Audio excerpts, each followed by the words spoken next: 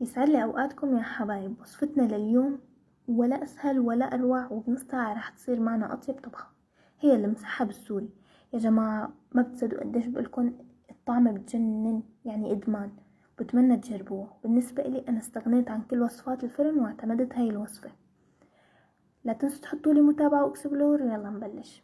وهلأ عندي كاستين مي كبار رح ضيفهم فوق بعض، ورح ضيف فوقهم 3 معالق دبس بندورة ومعلقة دبس فليفلة، وراح اضيف فوقهم البهارات اللي عندي، هي بابريكا وبهار مشكل وفلفل اسود وملح، وفيكن تضيفوا ماجي واذا مو موجود عادي.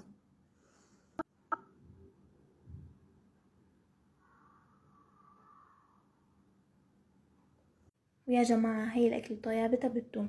انا حطيت راس كامل ثوم مهروس، وراح اضيف فوقهم كاسة زيت كبيرة. وهلأ راح اضيف الخضار اللي عندي.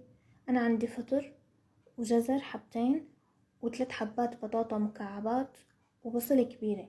يا جماعة فيكم تضيفوا اي نوع خضار بتحبوه. انا رح اضيفهم كلهم بالطنجرة، طنجرة الضغط يلي هي طنجرة البخار.